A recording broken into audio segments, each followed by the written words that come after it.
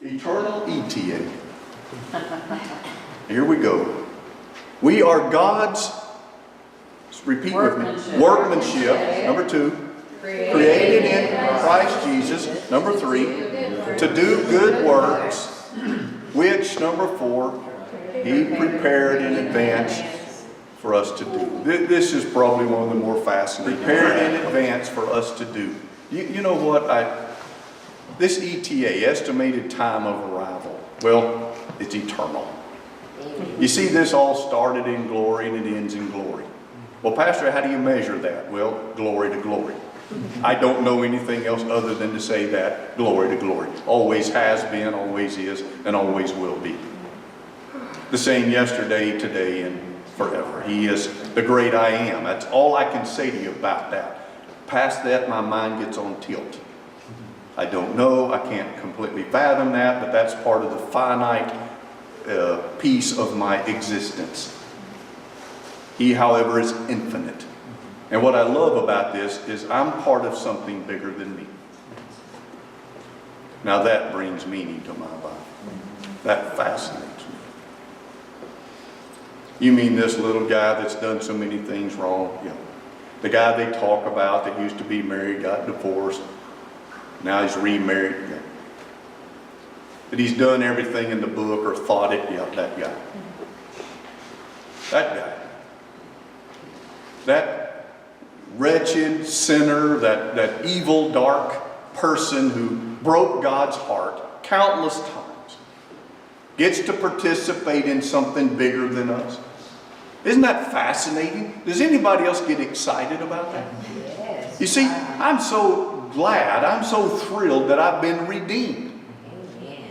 I mean, otherwise, I'm headed to hell and this doesn't end well. I just flame out. I burn out. And I'm a Thelma and Louise kind of guy. And what difference would that make? No difference. But the story doesn't end like that.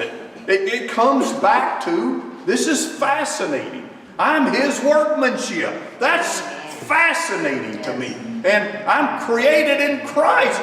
Yes, I've got a new name. Amen. Praise For what purpose? I'm called. Amen.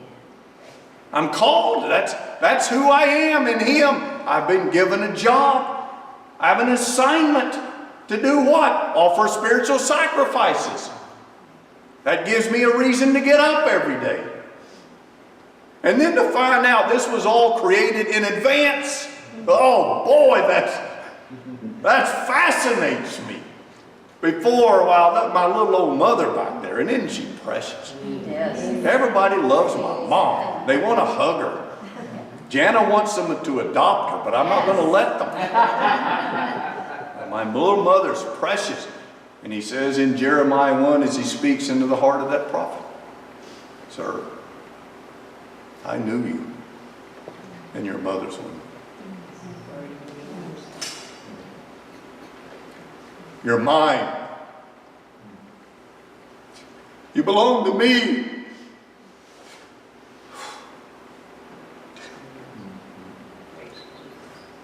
That's not an accident, God. I mean, some people would sit up and say, my parents didn't even want me.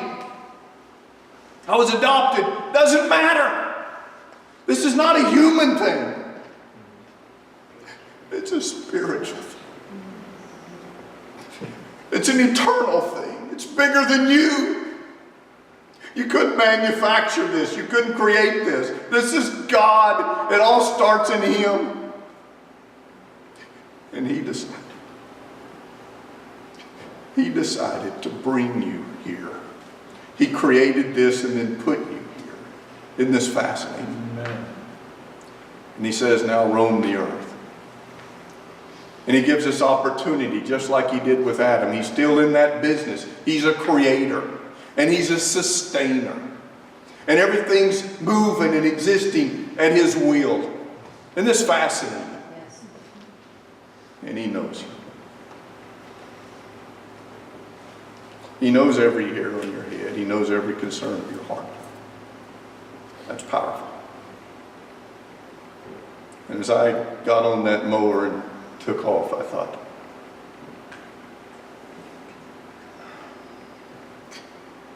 He's got this.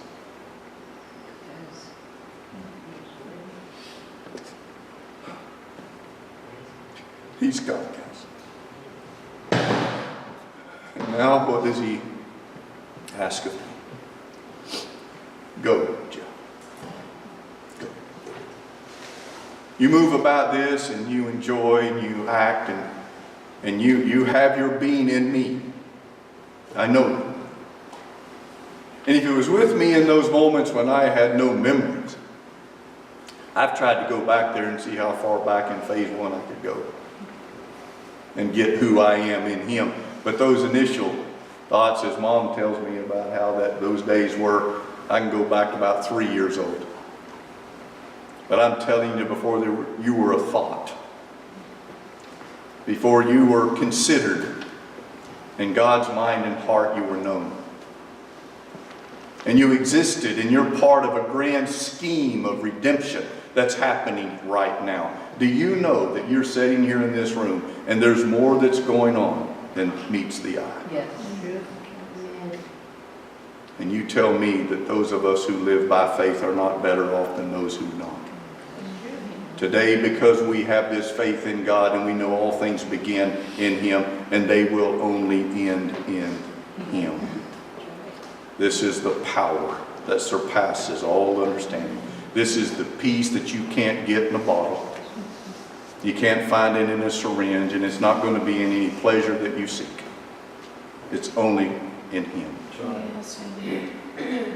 And not only does he know us, but he keeps us. No temptation has overcome man except what's common. That God is faithful. And in everything that he would send our way, he would also provide. I need you to see yourself and who you are in Christ. Because this will give you the faith that becomes the victory that overcomes the world. I might be hurt, but I'm not harmed. I might be down, but I'm not going to quit. And this day might be hard, but I'm trusting him for better days. Why? Because I know in whom I have believed. And I'm convinced that he is able to keep everything that I've committed to him until that day. Does he know my secrets?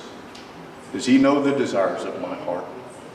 Is he a compassionate and loving God in all of these things? He's a true gentleman.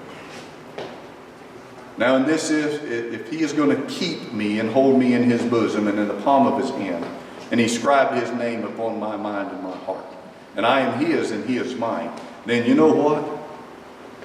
We can do this. Yes, sir.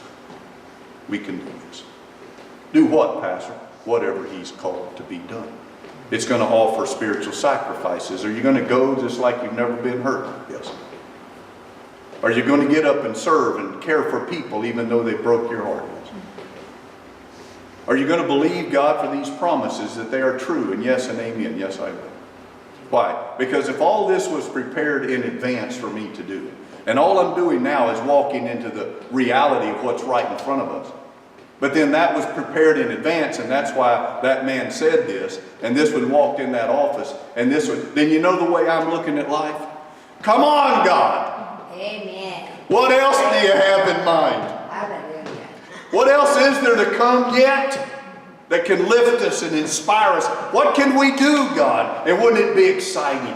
Amen. Oh, it's wonderful when you see one come to the Lord, but I'd like to see thousands Yes. and tens of thousands come to him. Is it possible? All things are possible Yes. through him who's loved us and called us according to his purpose. You see, I want to encourage you today, because if you're in Christ, this is who you are. And don't let anybody tell you any different. And don't let the world and don't let the devil deceive you. He's a liar. He's a big, bold-faced liar. I don't care how you feel about yourself today. Don't let your heart deceive you. And I know we're not perfect. And we haven't figured it all out. And we look a little worn for the journey. But God is seated today on his throne. Yes. And eternity is still in motion. And life is in session. And what's happening right now is only what we can see, but remember there's more than meets the eye. We are God's workmanship, created in Christ Jesus to do good works, which He prepared in advance for us to do.